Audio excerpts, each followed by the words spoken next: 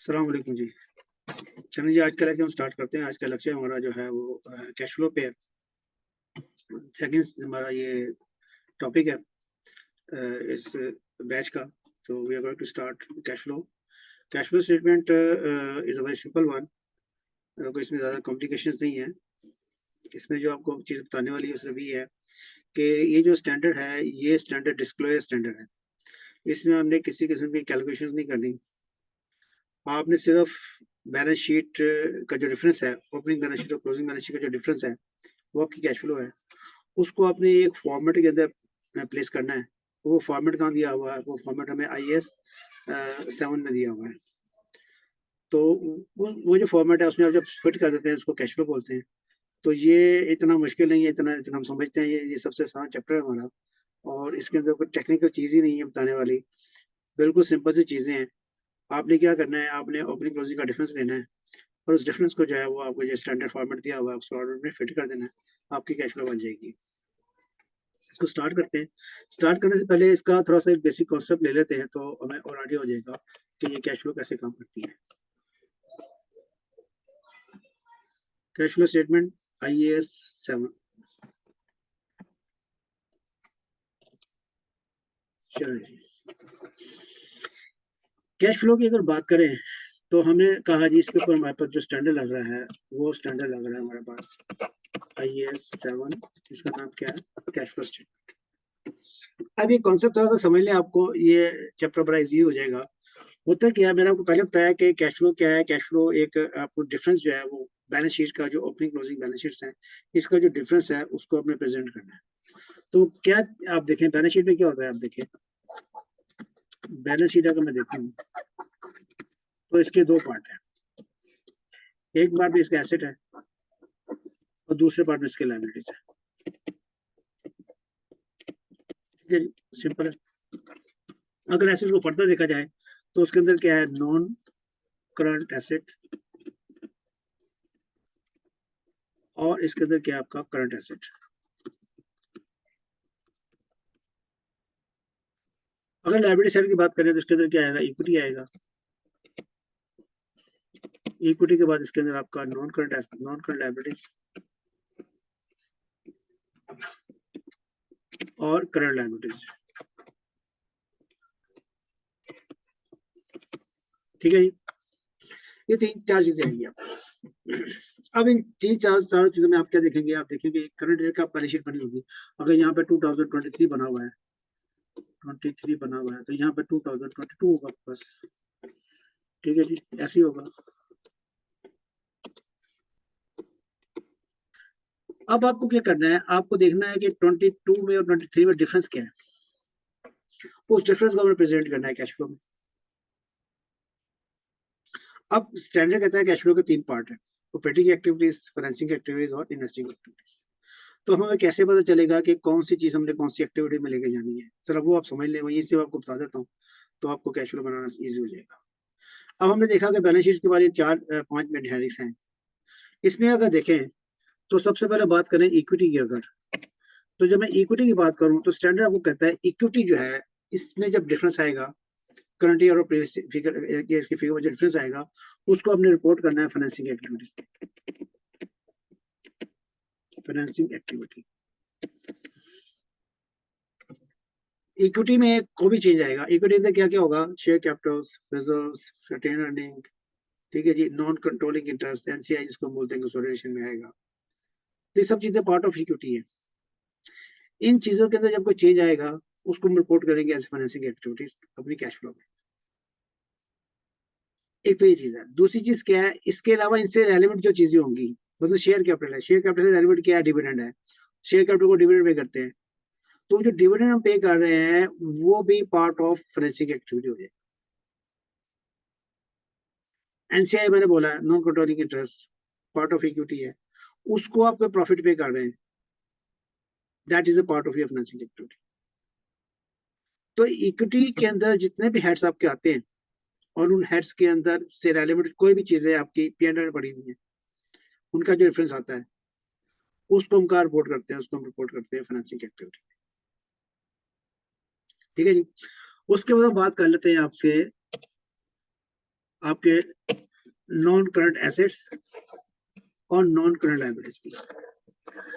Standard कहता है कि नॉन करंट एसेट्स और नॉन करंट लायबिलिटीज के अंदर कोई अगर चेंज आएगी तो उसको आपने कहाँ रिपोर्ट करना है, इसको आपने रिपोर्ट करना है investing activity. Investing activity non current liabilities में सब चीजें आपकी जितनी भी नॉन करंट, आपके बैंक लोन्स हैं, आपके डिबेंचर्स हैं, जितने भी लॉन्ग टर्म आइटम आपने शो किए हुए हैं, ग्रेचुइटीज वगैरह है, पूरे ग्रेचुइटीज हैं। इसी तरह नॉन करंट एसेट्स में आपके प्लांट एंड मशीनरी, पीपीई आपके equipments, furnitures, fixtures, everything whatsoever is there. तो जो भी आइटम आपको बैलेंस शीट के अंदर नजर आ रहा है नॉन करंट एसेट्स या नॉन करंट लायबिलिटीज में, या उससे रेलेवेंट कोई चीज है, जिस तरह हमने बात की उत्तर इक्विटी में शेयर्स होल्डर को डिविडेंड मिल रहा है, इसी तरह अगर आपने कोई लोन दिया हुआ है या लिया हुआ है, उस पर अगर लोन इंटरेस्ट आपको आ रहा है या पे कर रहे हैं, या प्रॉफिट आ रहा है या पे कर रहे हैं, तो वो सब that is part of your investing activity. ठीक है जी। तो यहाँ पे हमें पता चल गया कि जो हमारे मेन 5 हेड थे बैलेंस शीट के अंदर, उसको हमने कैसे कैश फ्लो के अंदर जाके फिट करना है। अब हमारी बात आएगी, आखिरी बात हमारी है, आखिरी बात हमारी क्या है, वो है हमारी नॉन करंट लायबिलिटीज और नॉन करंट एसेट्स। तो ये रिपोर्ट हो गए आपके ऑपरेटिंग एक्टिविटीज। ऑपरेटिंग एक्टिविटीज ठीक हो गया जी। तो सिंपल हो गया, आपको पता चल गया ये अपनी कैश फ्लो कैसे बनानी है। आपने सिर्फ बैलेंस शीट को पकड़ना है, बैलेंस शीट को पकड़ के उसका ओपनिंग क्लोजिंग का डिफरेंस निकालना है, और उस डिफरेंस को आपने जाके कैश फ्लो में फिट करना है। कैसे फिट करना है मैंने आपको बता दिया। अगर इक्विटी का डिफरेंस है तो फाइनेंसिंग एक्टिविटी है, non current asset non current liabilities का डिफरेंस है वो आपकी इन्वेस्टिंग एक्टिविटीज है। उससे रेलेवेंट जो चीजें हैं उन इन हेड से जो पीरियड में गई हुई है वो भी आप उठा के इन्हीं एक्टिविटीज में फिट कर देंगे, और बाकी जो आपका करंट एसेट और करंट लायबिलिटीज रह गया है उसको आप उठा के फिट कर देंगे ऑपरेटिंग एक्टिविटी। अब बात क्या होता है, आप कुछ चीजें यहाँ से यहाँ शो कर रहे होते हैं। फॉर एग्जाम्पल आपने कहा बैंक लोन लिया हुआ है, लॉन्ग टर्म लोन है 10 साल का, तो उसके आप करंट मेच्योरिटी शो कर रहे होते हैं करंट लायबिलिटीज में। तो उसको भी जो करंट मेच्योरिटीज हैं जो आप यहाँ से पार्टली यहाँ पे शो कर रहे हैं, उसको भी आपने ऊपर फाइनेंसिंग एक्टिविटी में शो करना है। अगर मैं बैंक लोन लूंगा तो बैंक लोन के अंदर जो है मेरा जो पोर्शन मेरा नीचे करंट लायबिलिटीज में क्या होगा, उसको मैं जाकर ऊपर नॉन करंट लायबिलिटीज के साथ अटैच करके उसको मैं as a investing activity show करता हूँ।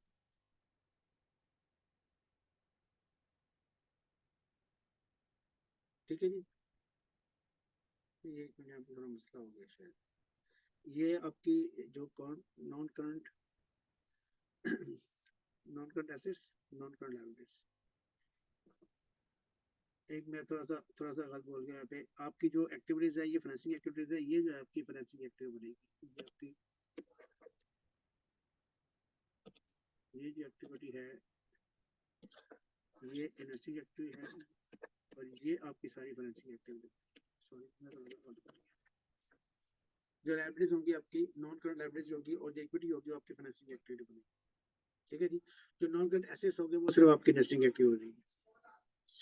राइट, बाकी मैंने सही बोला आपको। ठीक है जी। तो अब इस पैटर्न के ऊपर हम जो है अपना टॉपिक स्टार्ट करते हैं कैश फ्लो का।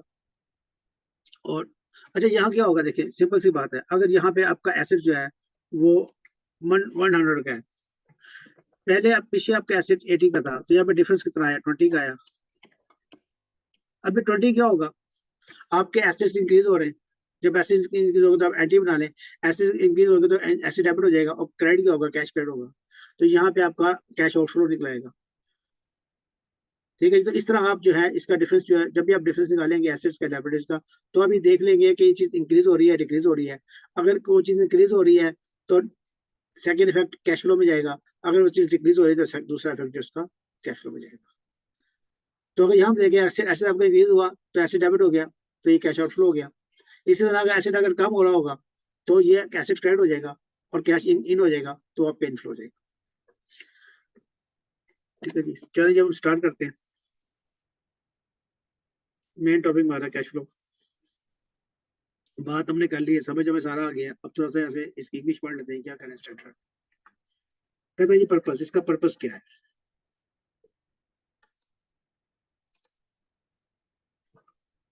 IAS 1 state that statement of cash flows is the part of complete set of financial. तो आई इस पर आपको कह रहा है कि आपकी स्टेटमेंट, आपकी जो cash flow statement of financial position है, उसके जो मेन पार्ट है, 5 पार्ट है उसके अंदर जो कैश फ्लो है वो भी इसका मेजर पार्ट है। अगर आप कैश फ्लो नहीं बनाएंगे तो उस स्टेटमेंट को आप फाइनेंशियल स्टेटमेंट नहीं बोलेंगे। It provide information about the cash flow of the entity during the reporting period and changes in the cash and cash equivalent during the period.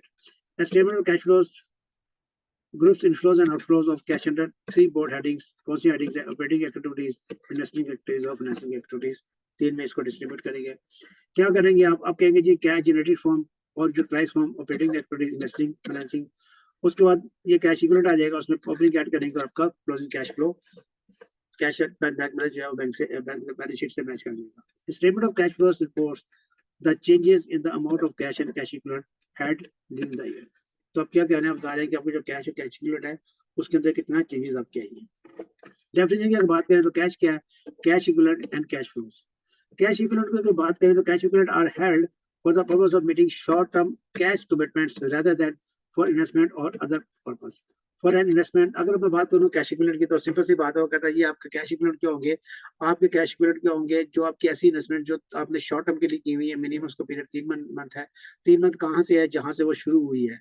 3 month आपने 1 जनवरी से नहीं काउंट करने हैं, आपने काउंट करना है। अगर मैंने इन्वेस्टमेंट की है सितंबर में तो सितंबर, अक्टूबर, नवंबर 3 महीनों में मंथ उसका होगा। तो डेट ऑफ जब आपने इन्वेस्टमेंट की है वहां से अगर 3 मंथ की है तो उसको आप शॉर्ट टर्म इन्वेस्टमेंट कहेंगे और शॉर्ट इन्वेस्टमेंट जो है आपका कैश एंड कैश बैलेंस का पार्ट बन जाएगा, उसको कहेंगे कैश इक्विवेलेंट है। आपने बॉन्ड्स लिए हुए, नेशनल बॉन्ड लेके रखे हुए तो वो आपका वो कैश है।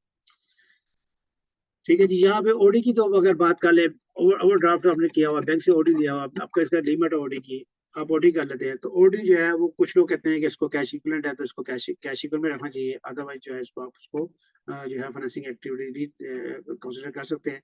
लेकिन इसको स्टैंडर्ड कहता है कि आप इसको चाहें तो आप इसको कैश इक्विवेलेंट जो है वो ट्रीट कर सकते हैं, इसको आप कैश में रख सकते हैं। Cash comprises cash in hand and demand deposits. Cash equivalent are short-term, highly liquid investments that are readily convertible into non-amount of cash and for which subject to a single risk. इसमें risk नहीं होना चाहिए कि आपने investments की है वो मिलेगी नहीं, आपने फिक्स डिपॉजिट करा दी है वो आपको वापस नहीं मिलने। तो इस तरह की इन्वेस्टमेंट जो आपने फिक्स करा दी हुई है वो आपको टाइम से पहले वापस नहीं मिलेंगी। या ऐसी इन्वेस्टमेंट जिसमें आपको डाउट हो रहा है कि मैंने 100 रुपए दिए हुए तो मुझे 90 रुपए मिलेंगे, तो रिस्क उसमें आ जाएगा, तो उसको आप कैश इक्विवेलेंट तस्वर नहीं करेंगे। बेनिफिट्स क्या है? बेनिफिट का कैश फ्लो क्या है? कैश फ्लो इन्फॉर्मेशन इज, देखिए बेनिफिट सबसे बड़ा बेनिफिट क्या है? पहले क्या होता था, मैंने अगर किसी कंपनी के शेयर्स बाय करने तो मैं क्या करूंगा, मैं उसका प्रॉफिट लॉस देखूंगा, पता लगेगा प्रॉफिट बहुत दे रही है तो मैं जहन में फौरन आएगा कि यार प्रॉफिट दे रही है, डिविडेंड भी देगी, तो इसमें इन्वेस्टमेंट कर देते हैं। तो ये पुराने कॉन्सेप्ट थे, अभी कॉन्सेप्ट चेंज हो गया। अभी क्या हो गया, अभी लोग कहते हैं कैश फ्लो दिखाओ, आपकी कैश फ्लो क्या है? प्रॉफिट तो आप बढ़ा सकते हैं, आप अपनी सेल को मैनिपुलेट कर सकते हैं, आप अपने क्लोजिंग स्टॉक को मैनिपुलेट कर सकते हैं और अपना प्रॉफिट इंक्रीज कर सकते हैं। लेकिन अब लोग देखते हैं यार इसका प्रॉफिट है या नहीं हो, तो बात की बात है, पहले ये बताओ कि आपके पास कैश कितना है, क्या आपके पास जो कैश फ्लो इतना है कि आप अपना बिजनेस खुद कर सकते हैं, कि आपने कैश फ्लो जो बनाया हुआ है वो लोन लेके तो नहीं बनाया हुआ। तो इस वजह से कैश फ्लो की वैल्यू आज के दौर में बढ़ती जा रही है। लोग जब इन्वेस्टमेंट करने लगते हैं किसी कंपनी में तो वो उसकी कैश फ्लो को ज्यादा मेजोरिटी प्रायोरिटी देते हैं कि यार चलो कैश फ्लो को चेक करें कि इसकी कैश फ्लो कैसी है। तो इस वजह से जो है कैश फ्लो आज के दौर में जो है ना वो बहुत बेनिफिट हो गई है, बेनिफिशियल हो गई है। लोग कैश फ्लो को ज्यादा देख रहे हैं, इस वजह से इस पर पूरा स्टैंडर्ड भी दिया हुआ और इसको जो है इसको पार्ट ऑफ फाइनेंशियल स्टेटमेंट भी बनाया हुआ। रजिस्ट्रेशन देखें अगर आप बताते हैं, उसने एक फॉर्मेट बना के दिया हुआ है, इसमें बताने वाली चीज दी है, उसने कहीं देखें आपकी ऑपरेटिंग एक्टिविटीज दी है, नीचे डिस्कस करेगा।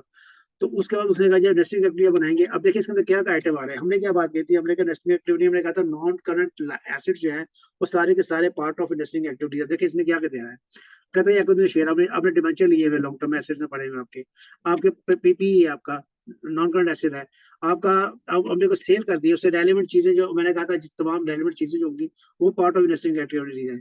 उसका डिविडेंड आपको मिला है तो डिविडेंड भी part of your non current assets है, तो योर इन्वेस्टिंग एक्टिविटीज है। ठीक है ना, जो ये सारी चीजें क्या है आपकी, ये पूरा पार्ट जो है आपका वो आपका नॉन करंट एसेट्स है। इसी तरह हमने बात की फाइनेंसिंग एक्टिविटी, हमने कहा इक्विटी और नॉन करंट लायबिलिटीज जो है उसमें अगर चेंज होती है तो वो आपकी फाइनेंसिंग एक्टिविटी बनती है।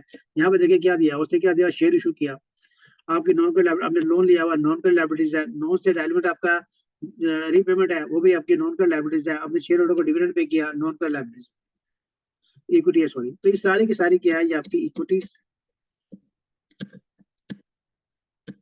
Plus non current liabilities. तो ये आपका पार्ट पड़ता है फाइनेंसिंग एक्टिविटीज।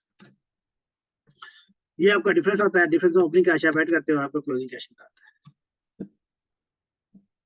मेथड उसने दो मेथड लगते हैं इसमें, डायरेक्ट मेथड और इनडायरेक्ट मेथड। डायरेक्ट मेथड जो है वो जो है वो नॉन प्रोफेशनल जो नॉन प्रॉफिट ऑर्गेनाइजेशन है वो नॉर्मली इंडायरेक्ट मेथड इस्तेमाल करती है, वरना सारी दुनिया जो है वो आपका इंडायरेक्ट मेथड इस्तेमाल करती है, और वही मेथड जो है वो इजी भी है और वो प्रेफरेबल भी है। अब वो कहता है जो ऑपरेटिंग एक्टिविटीज है वो अगर आप डायरेक्ट मेथड से निकाले या इंडायरेक्ट मेथड से निकाले, उसकी बात एक ही है, दोनों मेथड से जवाब सेम निकलता है।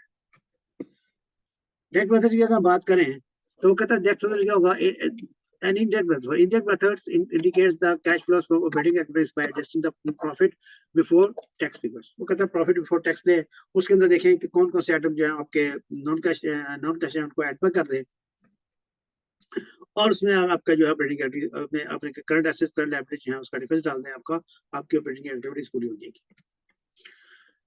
The starting point of the statement of cash flows of the company is the profit before taxation. This profit is just a calculated amount cash received from customers.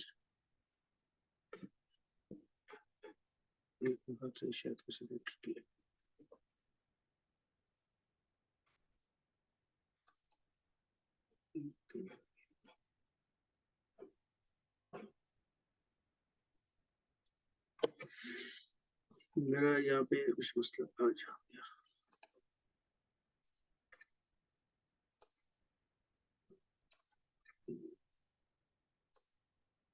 मैंने आपको एडमिट हो रहा है, admit तो कोई नहीं होगा, चले।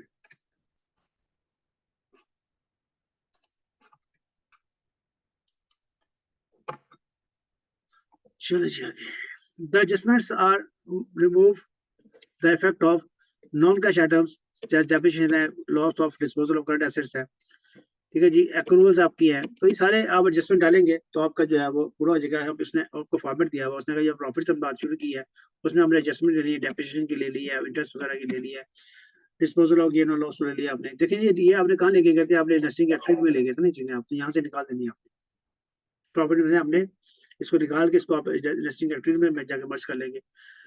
उसके बाद आप क्या करेंगे, आप जो आपकी करंट एसेट्स है वो देखिए, इन्वेंटरीज आपका है, ट्रेड पेबल है, ये सारा आपका अकाउंट रिसीवेबल्स हैं, तो ये तीनों आपके करंट एसेट्स थे, उसको आप उठा के अपने ऑपरेटिंग एक्टिविटीज में after adjustment of profit show कर देंगे, और उसका जो डिफरेंस आएगा वहां से आप जो पेमेंट आपकी हुई है टैक्स की और इंटरेस्ट की पेमेंट हुई है वो माइनस कर देंगे, और आपका ऑपरेटिंग एक्टिविटी का आंसर निकल आएगा।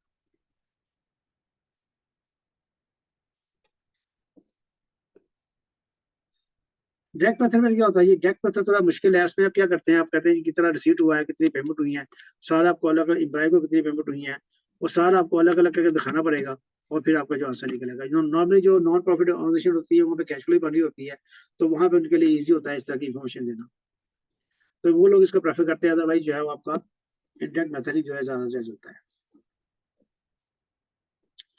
Direct method core base figures, यहाँ देखें इंटरेस्ट की कैसे बात करते हैं, इंटरेस्ट जो है आपने कैसे लेना है, अपनी इंटरेस्ट की पेमेंट लेनी है, तो उसका टी अकाउंट बना लें, टी अकाउंट बना के उसको आप इजीली देख सकते हैं कि इसमें क्या हो रहा है। यहाँ देखिए जी, कहता है ये company has had liabilities in its statement of financial positions beginning and at the end of the year. Start में क्या है आपके 4000 है, एंड में क्या है 3000 है। अब क्या हुआ, during the year interest charge income statement 22,000 में पीएनएल में शो किया। अगर मैं इसका टी अकाउंट बनाता हूँ मुझे ज्यादा इजी लगता है, मैं इसका इंटरेस्ट का टी अकाउंट बनाता हूँ, तो यहाँ पे इसका ओपनिंग बैलेंस क्या इंटरेस्ट पेबल है, तो इसका ओपनिंग जो होगा आपका पेबल हो जाएगा 4000, क्लोजिंग कितना है इसका, क्लोजिंग इसका 3000 है। पीएनएल में फिगर आएगी यहाँ पे 22 इसमें ऐड हो जाएगा, ये प्रॉफिट एंड लॉस से आ गई, तो यहाँ पे क्या होगा, ये पे हो गया, पे क्या हुआ कैश हो गया, यहाँ जो डिफरेंस आएगा उसका पे हो जाएगा, ठीक है जी। तो 23,000 जो है इसका पे हो गया, तो बैलेंसिंग फिगर आपका दोनों साइड मैच कर गई। तो यहाँ से इसने कहा कि आप इस तरह भी जो है इसकी ये जो आपकी कैश फ्लो की फिगर निकाल सकते हैं, ठीक है जी। इसने आपको देखने निकाल के बताया, उसने कहा ये आपका कैश पेड हुआ है। तो अगर आप टी अकाउंट बना लें या स्टेटमेंट फॉर्म में बना लें जो आपको इजी लगे, तो आप इसको कैलकुलेट कर सकते हैं। टैक्स किस तरह है, टैक्स भी इस तरह ही है, इस तरह ऊपर हमने बनाया, इसमें टैक्स का बनाएंगे। टैक्स में देखें वो कहता है during the year profit tax लगा, टैक्स जो है वो ओपनिंग में ऐड कर लें, क्लोजिंग इसमें माइनस करें तो आपकी पेमेंट निकल आएगी। तो ये बन जाएगा आपका 68। ये आपका कैश पेड हो गया। ठीक है, टी अकाउंट बना के कर लें या इसको स्टेटमेंट फॉर्म में कर लें, स्टेटमेंट फॉर्म में दिया हुआ इसने। तो यहाँ से आप बता सकते हैं कि आपको जो है वो कैश पेमेंट जो है वो आपकी कितनी हुई है। ठीक है, यहाँ से जो कैश वाला काम है वो आपको सेपरेट करके दिखाना है, इनकम टैक्स का और इंटरेस्ट का जो आपको कैश अलग से दिखाना है। डेफर्ड टैक्सेशन की बात करें तो वो कहते हैं डेफर्ड टैक्सेशन बिल्कुल इजी है। आप जिस तरह डेफर्ड टैक्सेशन यहाँ पे आ रही है, यहाँ पे इसकी डेफर्ड टैक्सेशन ऐड कर लें या आप इसको टोटल इग्नोर करें। दो तरीके दिए हुए उसने, तो सिंपल तरीका यही है कि आप दोनों में ओपनिंग इसको ओपनिंग में ऐड कर ले, क्लोजिंग में ऐड कर ले। जिस जहां जहां जो करंट ईयर आया करंट ईयर में ऐड कर ले यहाँ पे डेफर्ड टैक्सेशन, तो आपकी पेमेंट निकल आएगी।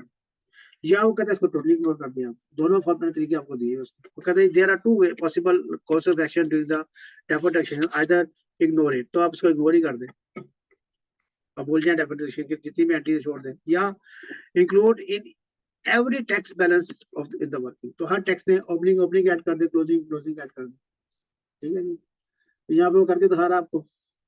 उसने कहा जी देखें ये आपका अलग है, ये ओपनिंग है, ये टैक्सेशन है, ये डेफर्ड टैक्सेशन है, तो इस दोनों को आप ऐड कर लें, ये एक ही ओपनिंग बन जाएगा आपके जी। और ओपनिंग जो है वो 73,000 है और आपका क्लोजिंग जो है वो कितना बन गया 6130। आपने कहा मेरा क्लोजिंग कितना है 91,000 है। ठीक हो गया। अब देखिए for the tax expense for the statement में 87,000 दिया हुआ है, तो ये आप माइनस कर दें, 87,000 इसमें आप ऐड कर लें। ठीक है जी, अब करंट ईयर में दिया हुआ था तो डिफरेंस आएगा। This made up to the current tax year 77,000 and deferred tax 10,000।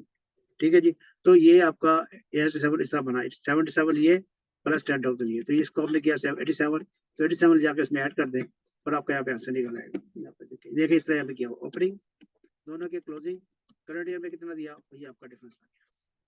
तो एक मेथड तो ये है कि आप साइड बाय साइड ऐड करके एक ही वर्किंग कर दें, या दूसरा मेथड क्या है कि आप इसको डेफर्ड टैक्सेशन को टोटली इग्नोर कर दें।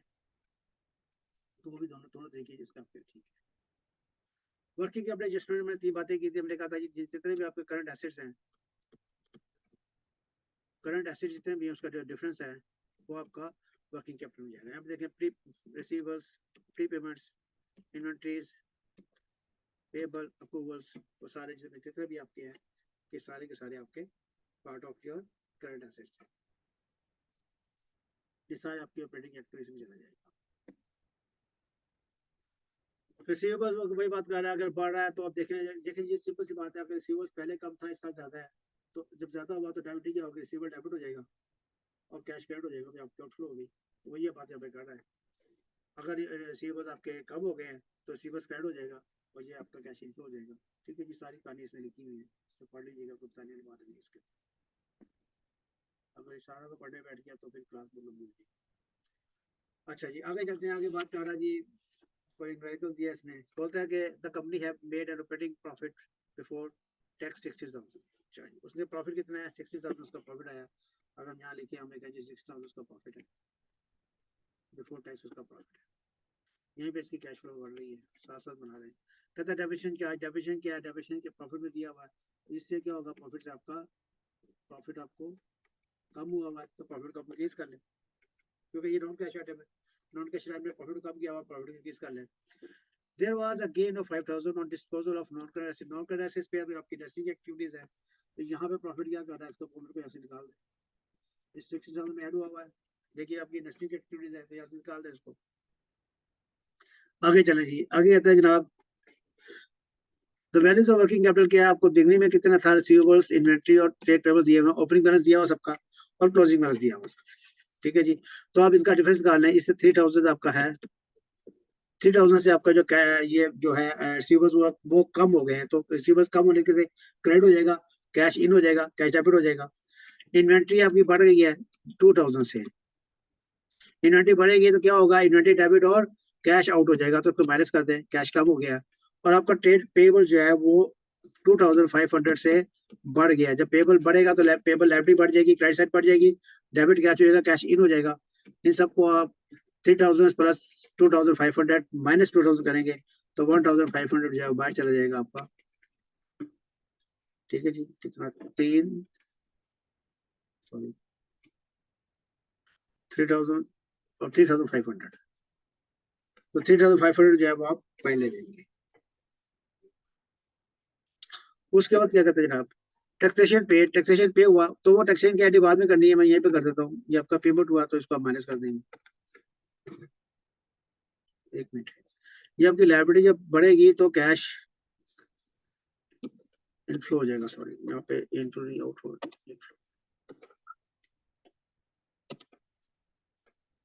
तो 1500 इनफ्लो, ठीक है जी। तो 90,700 आपका टोटल बैलेंस आ जाएगा। ठीक है जी। तो यहाँ पे आप देखिए सिंपल सा है कि प्रॉफिट से स्टार्ट किया, cash item non cash item उसमें ऐड बैक किए, जो है दूसरी एक्टिविटीज का प्रॉफिट इसमें ऐड हुआ तो वो भी निकाल दिया, और आपके ऑपरेटिंग एक्टिविटीज का डिफरेंस निकाला, कितना आपका आउटफ्लो हो गया, उसमें माइनस टैक्स पेड किया आपने, और आपका कैश ऑपरेटिंग एक्टिविटीज से कैश निकला है, ये आपका कैश इनफ्लो है। अब आ गया कंसोलिडेशन की बात कर लेते हैं। कंसोलिडेशन में क्या कहता है जनाब, वो कहता है जनाब कंसोलिडेशन में आपका जो नई चीजें आएंगी वो क्या आएंगी, आपकी एनसीआई आएगा, एसोसिएट और एक्विजिशन और डिस्पोजल ऑफ सब्सिडीज, और ये चीजें जो है आपकी कंसोलिडेशन में ऐड होंगी। तो इसका ट्रीटमेंट हमें देखना पड़ेगा कि इनका ट्रीटमेंट कैसे होता है। बाकी कैश फ्लो सेम ही है, तो इसमें जो नई चीजें वापस आएंगी कंसोलिडेशन में, वो एनसीआई आ जाएगा, एसोसिएट आ जाएगा, उसके एक्विजिशन और डिस्पोजल आ जाएगा। उसका आपने देखना है कि उसका स्पेशल इफेक्ट कैसे होगा। एक्सचेंज गेन का बात करता है कि एक्सचेंज गेन आएगा, तो कहता है कि exchange gain arising from the exchange rate difference is not a cash flow. तो कहते हैं कैश फ्लो आइटम नहीं है। When the index method is used to represent cash flows from operating activities, it is therefore necessary to make an adjustment to get the profit and to the cash flow. A loss arising from exchange gain rate difference shown in the examples that flows the foreign exchange loss must be add back, again arising must be subtract. तो कहता है जब आपका profit आएगा तो उसको निकाल दो, लॉस आएगा तो उसको ऐड कर दो। उसने आपको दी हुई नीचे।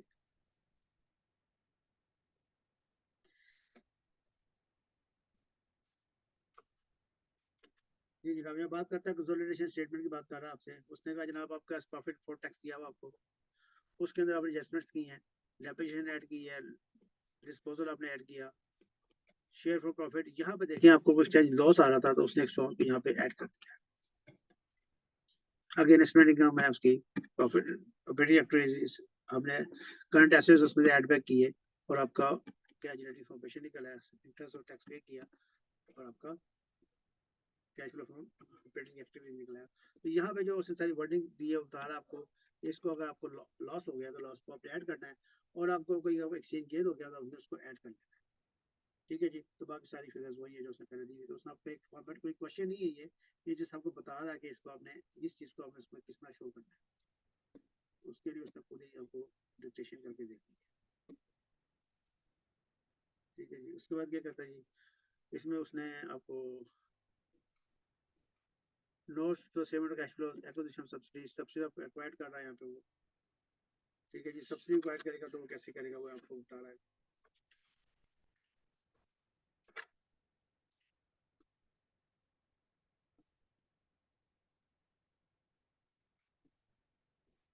During the years, group acquired as A Limited, the fair value of assets acquired and liabilities over as flows. ठीक है जी। जो आपने एक्वायर्ड किए हैं एसेट्स, जो आपने लाइबिलिटीज एक्वायर्ड की हैं, उसका आपको ये फ्लो बता रहा है कि वो कैसे हुई है। तो यहाँ पे वो सारा आपको बताएगा कि अगर आपको एसेट्स या लाइबिलिटी लेंगे तो उसका फ्लो कैसे चलेगा। उसने कहा ये कंपनी सब्सिडी एक्वायर की, उसमें आपको कैश आया, लेकिन इसमें एक आपको कैश भी आ गया। जब आपने किसी कंपनी को एक्वायर करते हैं तो उसकी बैलेंस शीट पूरी आ जाती है आपके पास, तो उसके अंदर कैश भी आएगा। बाकी आइटम सारे आ ही रहे लेकिन कैश भी आ गया। ठीक है जी। आपने फिर उसके आपने परचेज प्राइस पे किया उसको, आपने ये सब जब उसका परचेज में बनाया तो आपने इसको पे कर दिया, तो ये आपका आउटफ्लो हो गया। उस आउटफ्लो में ये कैश भी आया हुआ था, तो वो कहता है जब कैश भी आया हुआ तो अपना आउटफ्लो जो है वो आप कम कर लें। उसमें ये आपको देखना है कि जब आपने सब्सिडी एक्वायर करनी है तो आपने एक पेमेंट करनी है कैश में, तो वो कैश जो आपने पेमेंट करनी है कैश में, उसमें से आपने जो कैश आपको आ रहा है उसको आपने जो है वो माइनस कर देना। तो बाकी जो होगा वो आपका वो कैश आपका cash flow on acquisition of net cash acquired आपके निकल आएगी। शेयर इशूड परचेज कंसीडरेशन, और आपका नेट कैश फ्लो निकला। तो यहाँ पे आपने देखना है कि जो आपका कैश का इफेक्ट आएगा उसको आपने जो है उसका ट्रीटमेंट कैसे लेना है। तो यहीं पे आप उसको नेट कर देंगे। कहता property plant equipment during the year the group acquired property plant equipment with a total cost of 400,000, of which 180,000 was acquired by means of finance lease. आपकी 180 फाइनेंस लीज में आ गई। Cash payment 220 were made to the property plant equipment. ठीक है जी। तो property plant equipment यहाँ पर उसने दी है आपको, ये वाली इसकी बात कर रहा है। उसका नोट क्या दिया उसने? उसने कहा हमें कि प्रॉपर्टी में जो टोटल थी प्रॉपर्टी उसकी कॉस्ट जो थी 440 थी, उसमें जो एक्विजिशन जो है वो आपकी 180 इधर से चला गया और 220 का सब देखा आपको कैश पेमेंट से आपको सेटलमेंट हुई है।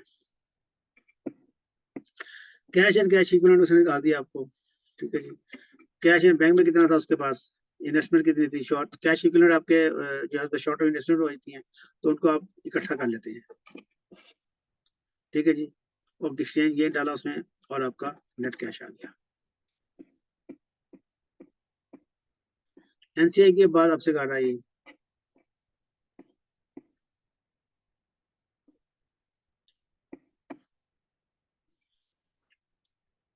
एनसीए में अगर देखिए कहता है non coated trust of the group statement financial, कहता है कैसे निकालना आपने, कहता है non coated trust of the group assets at the beginning of the year, non counting interest profit for the year.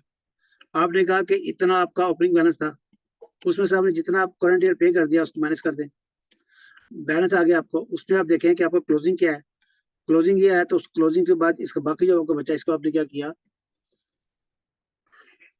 ये बैलेंसिंग फिगर आपकी है, ये बैलेंसिंग निकलेगी, ये आपने डिविडेंड पे कर दिया। ठीक है जी।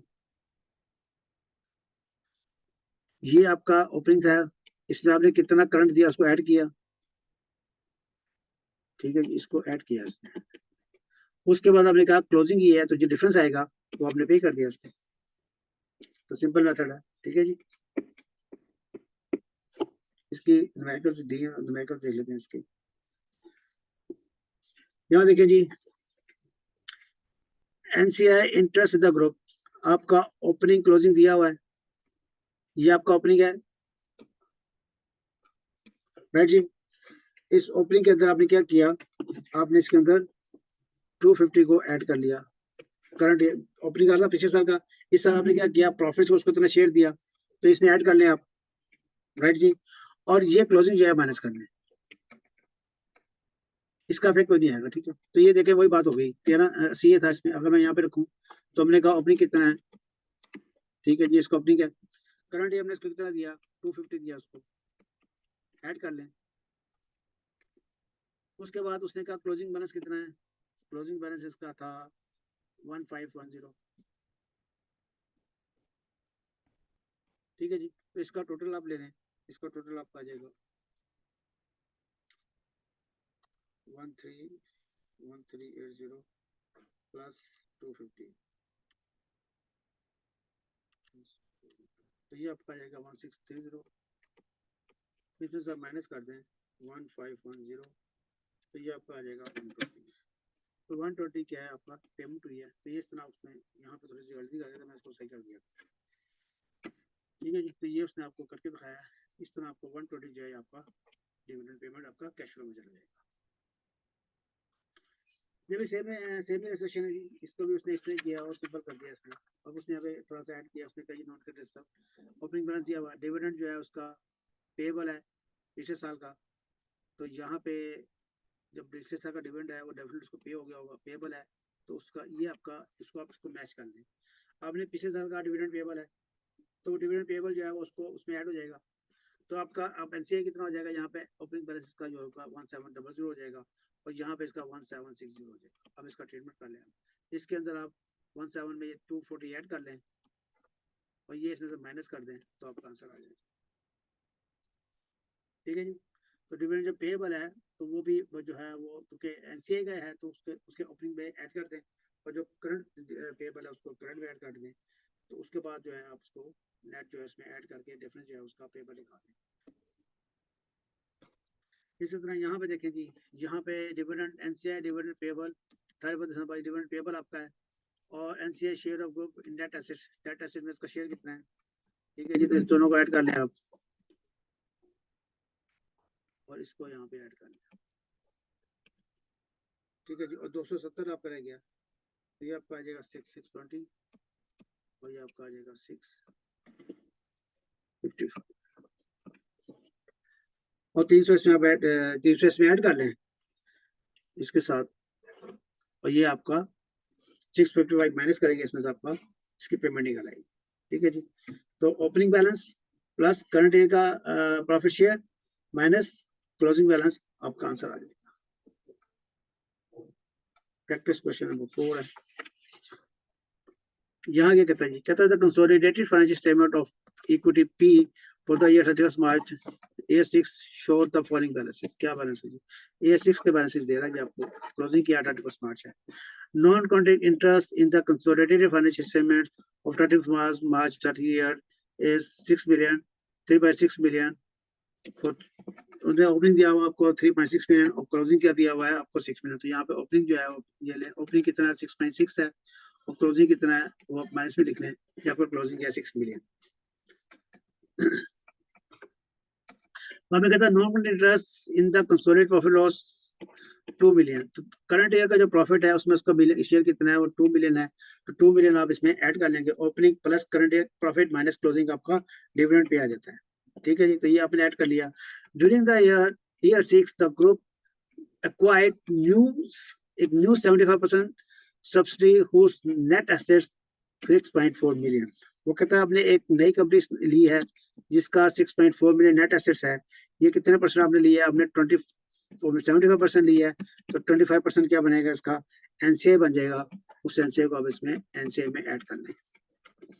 ठीक है जी, आपका 25% जो है वो टोटल नेट एसेट्स का जो आपका वो एनसीए बन जाएगा, उसको ऐड कर लें। On March 31st, the group revalued all its properties on non-controlling interest. Revaluation surplus 1.5 million. तो revaluation 1 million आपका इस तरह इंक्रीज कर जाएगा। There were no dividends payable. तो dividend payable अगर होता तो उसमें ऐड कर लेते। देखिए जी, ओपनिंग भी ऐड होता है, क्लोजिंग भी ऐड हो जाता है, तो यहाँ पे है ही नहीं है, इसको इग्नोर कर दें।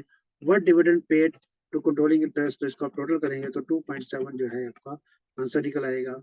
उसका कहता है and result shown the consolidated financial cash flow में कहाँ जाएंगी, कैश फ्लो में ये एनसीआई का पार्ट बनेगा। एनसीआई का पार्ट कहाँ जाता है आपका, फाइनेंसिंग एक्टिविटी हो जाता है। ठीक है जी,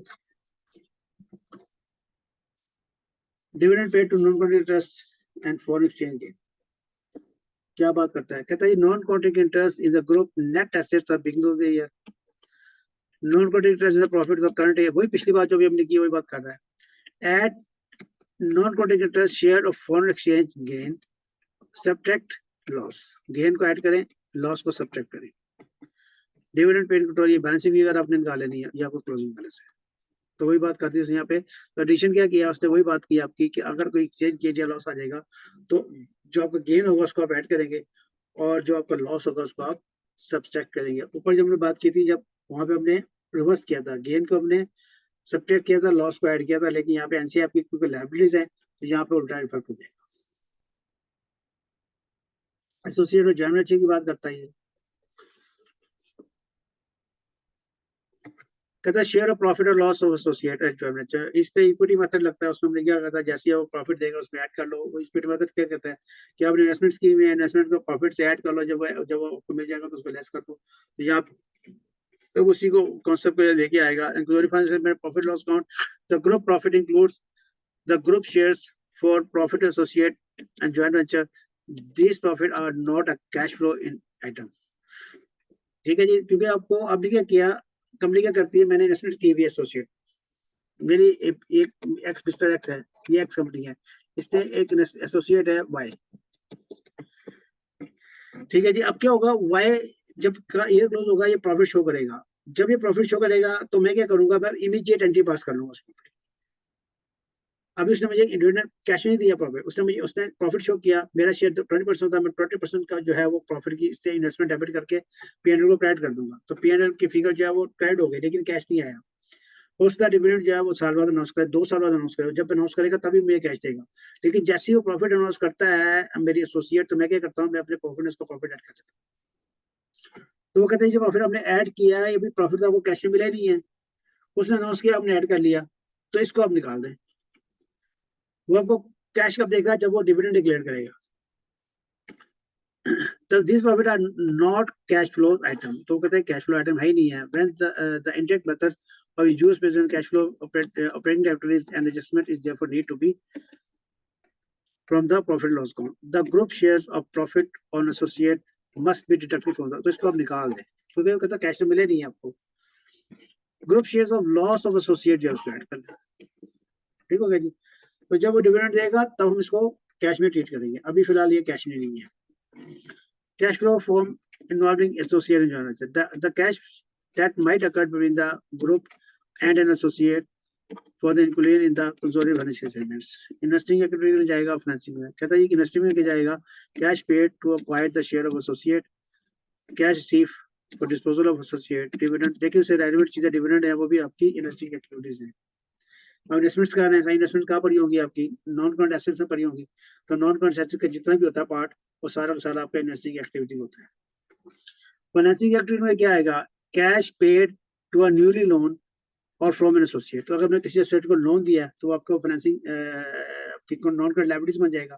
तो नॉन करंट लायबिलिटीज आपकी कहाँ बुक होती है, हमने पहले बात की हुई है, वो आपकी फाइनेंसिंग एक्टिविटीज में बुक होती है। इसी तरह आपकी लोन की रीपेमेंट होगी तो भी आपका फाइनेंसिंग एक्टिविटी में चला जाएगा।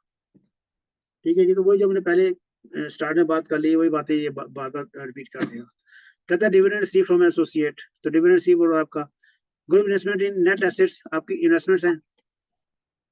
ग्रुप शेयर प्रॉफिट, प्रॉफिट इसमें आप माइनस कर देंगे, ठीक है जी। इन्वेस्टमेंट्स में प्रॉफिट ऐड होता है, इसमें माइनस किया हुआ। उसके बाद क्या करेगा, आपकी क्लोजिंग आ जाएगा, क्लोजिंग का जो बैलेंसिंग फिगर होगा वो आपका डिविडेंड हो जाएगा। डिविडेंड आपने कितना रिसीव किया,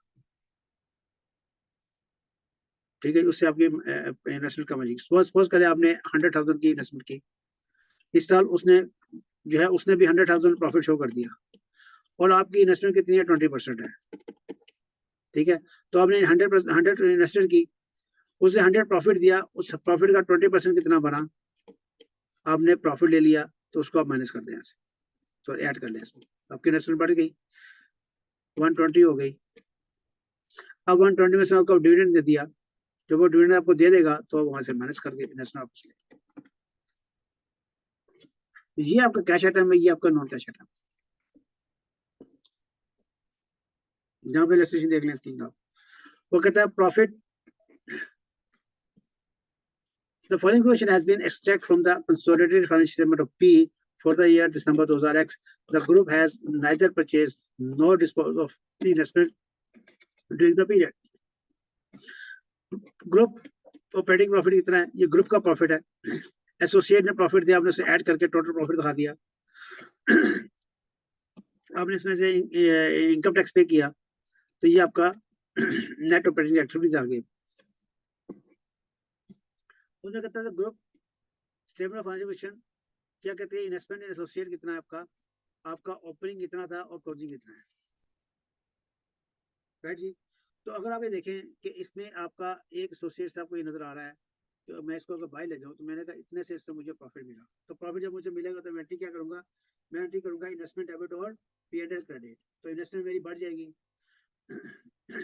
ओपनिंग कितना मेरे पास 912 में मैंने क्या किया, इसमें 136 ऐड कर लिया, और क्लोजिंग मेरा कितना है 932, ये मैंने माइनस कर दिया। तो ये इसका मतलब क्या होगा, 116 क्या है, ये मेरा डिविडेंड जो मेरा कैश फ्लो का पार्ट बनेगा, ठीक है जी। तो यही आपकी एंट्रीज होती है। चलो मैं एक दो एंट्रीज लिख देता हूँ इजी के लिए।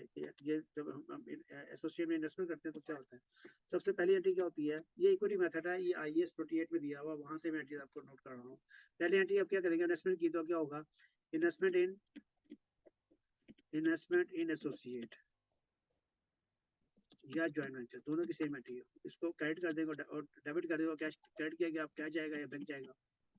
तो पहली एंट्री आप ये करते हैं, इन्वेस्टमेंट आपका नॉन करेंट एसेट्स बन गया और कैश चला गया। दूसरी एंट्री आप क्या करेंगे, दूसरी एंट्री जैसे ही वो प्रॉफिट अनाउंस करेगा, उसने आपको डिविडेंड डिक्लेयर नहीं किया, जैसे वो प्रॉफिट अनाउंस करेगा तो आप इन्वेस्टमेंट को डेबिट कर देंगे मजीद, इन्वेस्टमेंट इन एसोसिएट और ज्वाइंट वेंचर, और आप क्रेडिट क्या कर देंगे, आप अपना P&L जो है वो क्रेडिट कर देंगे। अब देखिए जब उसने प्रॉफिट अनाउंस किया तो मैंने मेरी इन्वेस्टमेंट इंक्रीज कर दी, तो यहाँ पे मैं वही कर रहा हूँ कि मेरा ओपनिंग बैलेंस ये था, उसमें जब उसने प्रॉफिट अनाउंस किया तो मैंने इन्वेस्टमेंट को इंक्रीज कर लिया। उसके बाद वो कहता है जनाब उसने आपको डिविडेंड दे दिया, जब डिविडेंड देगा तो मैं तीसरी एंट्री पास करूंगा, जब डिविडेंड देगा तो मेरी इन्वेस्टमेंट कम हो जाएगी, मैं इन्वेस्टमेंट को क्रेडिट कर दूंगा, investment in associate and joint venture, और डेबिट क्या करूंगा, डेबिट में करूंगा कैश को, कैश मेरे पास आएगा। तो यहाँ पे कहता है कि देखें इस सारी एंट्रीज में अगर 2 एंट्रीज की बात करूँ तो इनमें जो है यहाँ जब जब जब उसने प्रॉफिट अनाउंस किया तो इसमें कैश इन्वॉल्व नहीं हुआ, तो यहाँ पे तो कैश इन्वॉल्व नहीं हुआ, लेकिन यहाँ पे कैश इन्वॉल्व हुआ, तो ये चीज जो है ये इससे है, ये मेरी कैश फ्लो से रिलेटेड है। तो यहाँ पे जब डिविडेंड डिक्लेयर किया उसने, तो तब उसने क्या किया, यहाँ पे डिविडेंड जो आया, तो ये डिविडेंड जो है this is part of your cash flow. तो इस तरह इसका फ्लो चलता है। ठीक है जी। और कौन सी एक्टिविटीज है आपकी, ये आपकी इन्वेस्टिंग एक्टिविटीज है। ठीक है जी, क्योंकि ये आपका नॉन करंट एसेट्स है, तो नॉन करंट एसेट आपका आ जाता है, वो आपकी इन्वेस्टिंग एक्टिविटीज में जाता है। यहाँ से उसने दिया हुआ है। ठीक है जी। प्रैक्टिकल क्वेश्चन 5 क्या कहता है जनाब, the following information has been extract from the consolidated financial of P limited, the company prepare the financial. महाराज जी यहाँ पे बात कर रहा है, वही बात पिछले क्वेश्चन वाली बात कर रहा है आपसे, डिविडेंड रिसीव फ्रॉम एसोसिएट, यहाँ पे दिया हुआ आपको एसोसिएट में इनकम कितनी है, तो यहाँ आप दे रहे हो अपनी कितना है इसका। तो हमने पीछे अगर आपको एनसीए याद हो थोड़ा, हमने क्या बात की थी, हमने कहा था जब डिविडेंड होगा वो उसमें आप ऐड करके इसको इतना शो कर सकते हैं, तो यहाँ पे इसमें डिविडेंड को ऐड कर लें, रिसीवेबल है ना, तो इसका मतलब क्या हुआ, ओपनिंग बैलेंस आपका क्या हो जाएगा, ओपनिंग बैलेंस आपका 970 हो जाएगा। तो यहाँ पे इसको आप इजी कर लें, पहले इसको यहाँ पे जमा कर लें ताकि आपकी चीजें फिगर जो है कंफ्यूज ही ना कर लें। तो अब मुझे ओपनिंग क्या लेके जाना है, मुझे ओपनिंग 970 लेके जाना है, क्लोजिंग क्या लेके जाना है, 1082 लेके जाना है। तो मैं बाय ले जाता हूँ उसको, मैं कहता हूँ कि इसका ओपनिंग बैलेंस है और ये इसका क्लोजिंग बैलेंस है, क्लोजिंग बैलेंस माइनस करके ड्यूरिंग द ईयर कितना आया इसको, ये देखिए वैसे कर भी रहा नीचे। ठीक है जी, तो ये नीचे इसका ड्यूरिंग द ईयर कितना आया इसका 136, इसको बाय लीजिए, ये जो सेकेंड एंट्री हमारी। ठीक है जी, यहाँ से इसका 78 जो है इसका बैलेंस आ जाएगा, ये आपका डिविडेंड कैश में आ जाएगा जो आपको मिला। ठीक है जी, तो यहाँ पे इस कंफ्यूजन को आप स्टार्ट में सॉल्व कर लें, ये जो आपको कंफ्यूज कर रहा है इसका क्या ट्रीटमेंट, इसका क्या ट्रीटमेंट है, आप इसको ऐड ही कर लें। पिछले साल इन्वेस्टमेंट थी, डिविडेंड रिसीवेबल हुआ, उसमें ऐड कर लिया। इसके साथ हमने एनसीए पे मैंने यही किया था, एनसीए था उसमें डिविडेंड पेबल आ रहा था, उसको मैंने ऐड करके एक ही फिगर बना लिया था ताकि हमको आगे कैलकुलेशन करने इसकी कंफ्यूजन ना हो।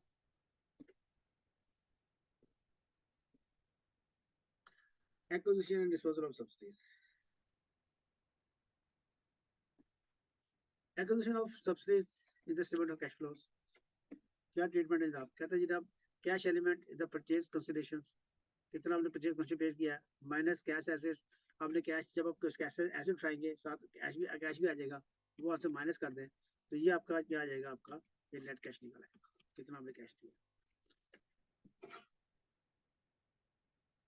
कैश पेड टू सब्सिडीज, कहता है जनाब a below group company acquired 80% of the share of Green Limited 5 September 2016 when the net assets of the Green company are 800,000 including 25,000। यहाँ पे ये 25,000 आपको कैश मिल गया साथ, इसको आप देख रहे हैं कि आपका ट्रीटमेंट आपने क्या करना है। सारे एसेट दूसरे एसेट जो आए, लेकिन उसके साथ कैश भी आ गया, तो कहता है जो आपने पे किया, आपने जो 2 लाख रुपए की पेमेंट की है परचेज कंसिडरेशन की, तो उसमें से आप ये 25,000 माइनस कर दें, तो ये जो बाकी है ये आपका cash payment on acquisition of subsidies आपको नेट आ जाएगा। तो यहाँ पे आपने देखना है जब आप किसी सब्सिडी को ऐड करेंगे तो उसकी बैलेंस शीट अपनी बैलेंस शीट के साथ मर्ज करेंगे, तो उसके अंदर उसका कैश भी आ जाएगा, तो उस कैश को आप जो है किसी से माइनस कर देंगे, परचेज कंसिडरेशन माइनस कर देंगे। ठीक है जी, बड़ा लंबा चैप्टर है ये बड़ा लंबा हो जाता है लेकिन छोटी छोटी चीजें आ रही हैं ताकि वो ना आपको छोटी छोटी चीजें देखे आपको कॉन्सेप्ट क्लियर कर रहा है आपके, इसलिए मैं थोड़ा सा फ्लो तेज रखा हुआ है, इसमें कोई ऐसी समझाने वाली बात नहीं है। यहाँ बात करता है जनाब आपसे note note to the statement of cash flow और एक्विजिशन, आपने क्या देना है, नोट आपको बता रहा आपने क्या देना है, note to the cash flow statement, कहते हैं assets and subsidies of the acquisition date, liabilities आपके पास कितनी आई हैं, नेट एसेट्स कितने आए हैं, NCI माइनस कर दे उसकी, टोटल आपने कितनी परचेज की है, तो ये सारा आपको नोट ऑफ अकाउंट्स में जो है वो देना पड़ेगा। ये उसने फिगर के साथ बता दिया आपको, ठीक है। इसमें क्या चीज आप देखने वाली है, देखने वाली बात ये है कि कैश आ रहा है, ठीक है जी। उस कैश का ट्रीटमेंट आपने क्या करना है, कैश को माइनस करना है उसमें से, ठीक है जी। तो ये बाकी इसमें सारी चीजें आपकी क्लियर है। ये आपका इस कैश के साथ उस कैश का ट्रीटमेंट कर देंगे आपको, ये देख लीजिएगा, इतना मुश्किल नहीं है, बिल्कुल सिंपल सही है। तो मैं आगे निकाल रहा हूँ।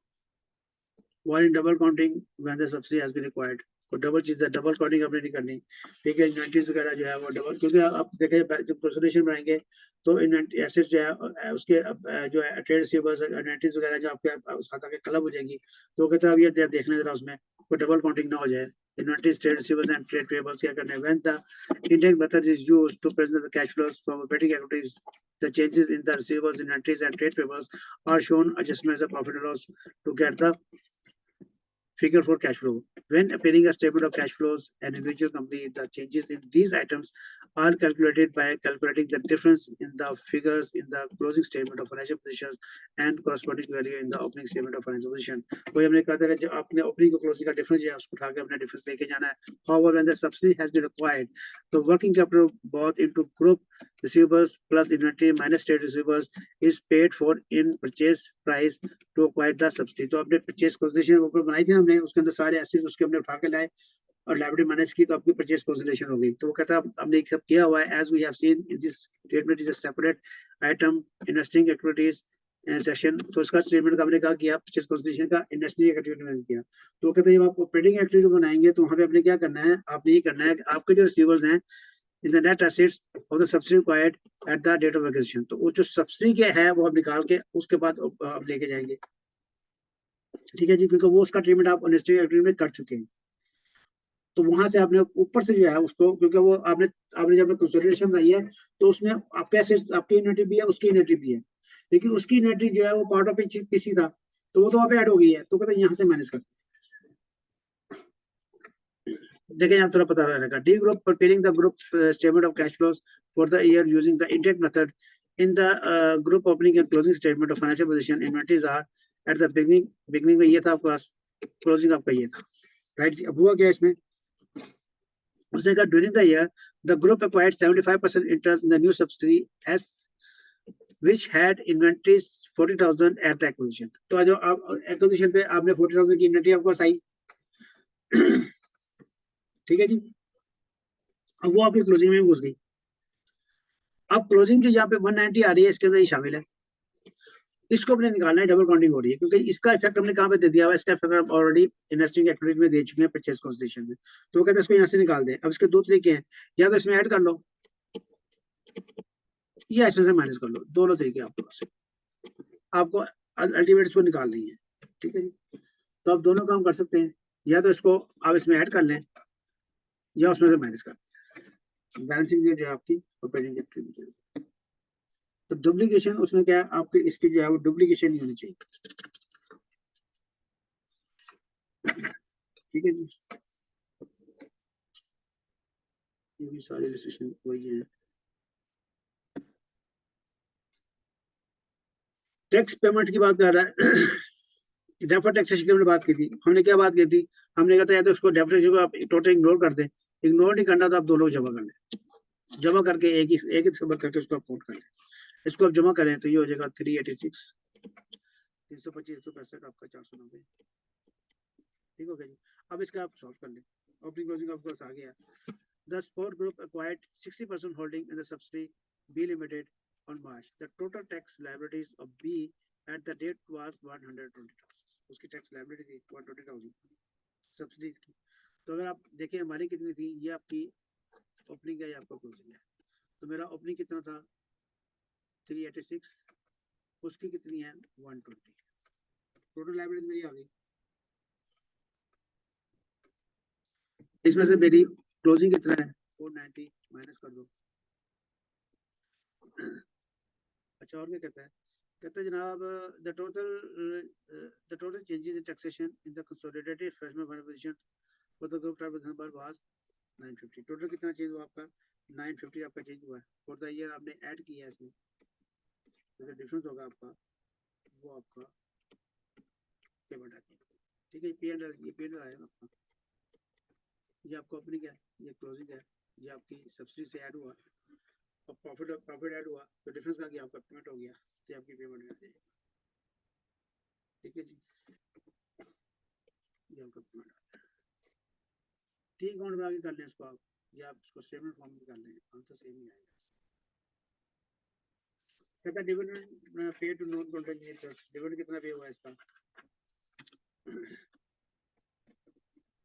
ओपनिंग कितना जनाब ओपनिंग 350 है क्लोजिंग कितना उसका क्लोजिंग 415 है मैं टी अकाउंट भी इसका बना सकते हैं स्टेटमेंट फॉर्म बना लें दो मर्जी बना लें कहता है 86 में एक्वायर्ड किया आपने the net assets of B at this stage उसके नेट एसेट कितने थे 800,000 थे तो 800,000 उसके नेट एसेट्स थे ठीक है जी इसमें आपने कितना लिया आपने 60% ले लिया तो 40% किसके पास होगा 40% कहता है एनसीए के पास होगा ठीक है जी तो ये 40% जो है वो एनसीए का है 3,20,000 उसके बाद क्या कहता है जनाब कहता था profit attributed to non contributory trust 270 उसको चला गया और टोटल कितना आ गया 525 जो आपकी पेमेंट होगी तो यहाँ पे उसने एनसीए का ट्रीटमेंट दिखा दिया कि एनसीए को इंटरेस्ट कितना गया डिविडेंड एनसीए को कितना पे किया आपने डिविडेंड एनसीए को पे किया 252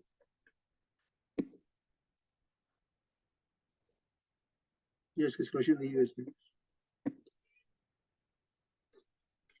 चलना चाहिए द स्पोर्ट ग्रुप ये क्या गुडविल का पेमेंट गुडविल काट रहा है कहता है the sport group had the following items in the opening and closing position when और बैलेंस शीट में आपको ओपनिंग पोजीशन दिया हुआ गुडविल कितना है आपका ये आपका ओपनिंग है और ये आपका क्लोजिंग है ठीक है जी तो ये मेरा ओपनिंग है और ये मेरा क्लोजिंग है ठीक है जी गुडविल आपको क्लोजिंग दी हुई है ड्यूरिंग द ईयर क्या हुआ कहता है आपने 60% रिक्वायर्ड किया और गुडविल कितनी है आपकी ये परचेज गुडविल अराइज आपने गुडविल परचेज की 110 ठीक है जी इसने ऐड कर लिया आप तो ये आपका 170 आपकी पेमेंट की जब आपकी पेमेंट आ गई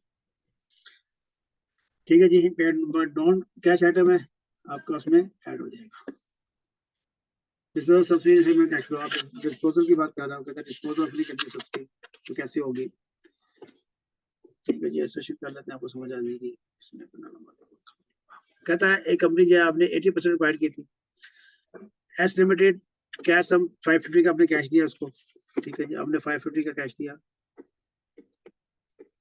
राइट उसके बाद जनाब आपने कहा जनाब उसके डिस्पोजल में जो है वो सब्सिडी क्या शो कर रही है वो कहती है मेरी इंटेंजिबल इतने यूनिटीज ट्रेड रिसीवर्स आपने अपनी बैलेंस शीट दी हुई है और टोटल जो है उसको आपको कह रहा है कि आपका परचेज कंसिडर कितना है मेरे नेट एसेट जो है वो 400 है ठीक है जी तो 550 जो है आपने पे किया जिसके अगेंस्ट आपको कितने का कैश आपको एसेट मिले 400 के ठीक हो गया जी तो ये 400 आपका यहाँ पे मैंने माइनस कर दिया मैंने कहा ये 550 पे करके 400 कैश मिले एसेट्स मिले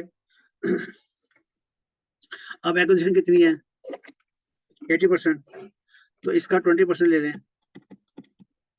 20% क्या होगा एनसीआई ठीक है जी तो इसका एनसीआई आ गया 100% हो गया इन्वेस्टमेंट दोनों को जमा करके इतना नेट उसके आ गए तो टोटल कितना बचा आपका ये आपका 230 जो है आपका प्रॉफिट हुआ ऑन डिस्पोजल ये क्या हुआ आपका प्रॉफिट ऑन डिस्पोजल हो गया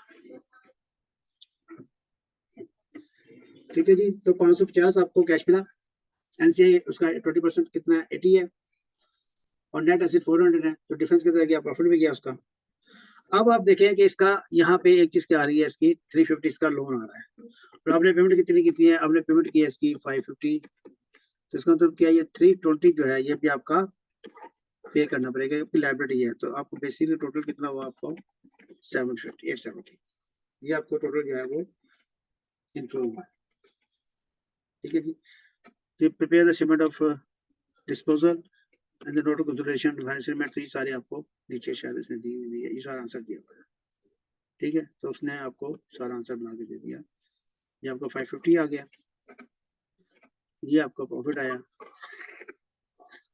250 230 ये हमने यहाँ पे कैलकुलेट किया ऊपर ठीक है ये रहा, ठीक है। और किसने का जो डिफरेंस आपका है 870, ये आपकी investing capital, extract from the statement of cash flows, sale from the subsidies, आपको इतना कैश आएगा।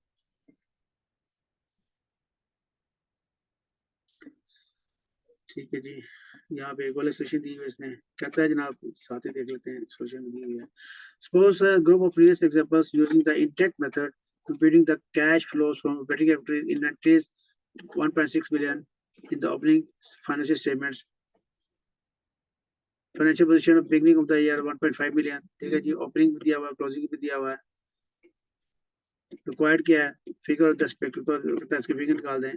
तो इन्वेंटरीज डिस्पोज ऑफ कितना हुआ 200, उसकी बैलेंस शीट में दिया होता है, ठीक है, और बैलेंस शीट जो मैंने देखी थी उसकी, तो डिफरेंस आपका वो आपका इंक्रीज डिक्रीज आपका इन नेट एसेट्स आ गए।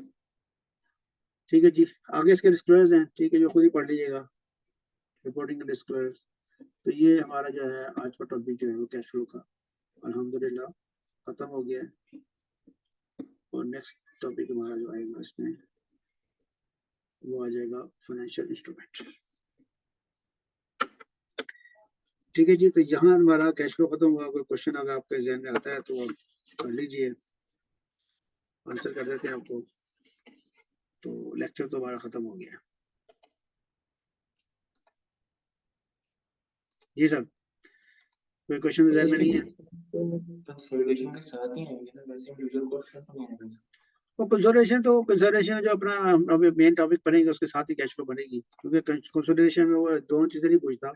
अगर आपको या तो बैलेंस शीट पूछ लेगा कंसोलिडेशन में, या P&L पूछ लेगा, या वो कैश फ्लो पूछ लेगा, या वो इक्विटी का नोट पूछ लेगा, तो अलग अलग क्वेश्चन आते हैं इसके। कोई कंसोलिडेशन में वो कैश फ्लो मिक्स करके नहीं पूछेगा, वो फिर लंबा हो जाएगा क्वेश्चन उसका। वो जितने भी कैश फ्लो क्वेश्चन आएंगे ना वो सेपरेट कैश फ्लो पूछेगा। इसमें इक्विटी का भी अगर पूछता है तो सिर्फ इक्विटी का पूछता है पूरा क्वेश्चन, वो ये नहीं कहता कि बैलेंस शीट बनाते साथ इक्विटी का नोट देते हैं, क्योंकि वहाँ तो पूरा टेस्ट करता है ना वो। लेकिन चीजें सारी यही है जो हमने बेसिक डिस्कस की है, सारी वहीं पे यही आएंगी। तो प्रॉपर अभी क्वेश्चन इसमें नजर गुजरा नहीं है जिसमें कैश फ्लो का आया हो इसमें, क्योंकि ये इसमें इतनी इंपॉर्टेंट नहीं है, इसमें सिर्फ डिस्क्लोजर दे रहे हैं आपको। इसमें बस आपको कॉन्सेप्ट ध्यान में रहेगा कि कौन सी चीज कहाँ जानी है, तो आप फिट कर लेंगे। नॉर्मली जो कैश फ्लो हम लोग बनाते हैं ना, तो इसमें प्रॉब्लम नहीं होती है। हम क्या करते हैं, बैलेंस शीट लेते हैं, उसका डिफरेंस निकालते हैं, डिफरेंस नीचे जीरो होता है, उस डिफरेंस को हमने उठा के बस पुट कर देना है कैश फ्लो में। तो इतना मुश्किल नहीं है क्वेश्चन। कंसोलिडेशन में टच नहीं किया उसने अभी तक, होता तो आपको करा देता। चलें ठीक है सर, तो इंशाल्लाह फिर मुलाकात होगी आपसे नेक्स्ट लेक्चर, नेक्स्ट इतवार को करेंगे इंशाल्लाह। इतवार को जो है ना फाइनेंशियल इंस्ट्रूमेंट हम शुरू करेंगे। ठीक है जी, तो जब तक के लिए इजाजत दें, मैं रिकॉर्डिंग बंद करता हूँ। इंशाल्लाह मिलेंगे नेक्स्ट इतवार को।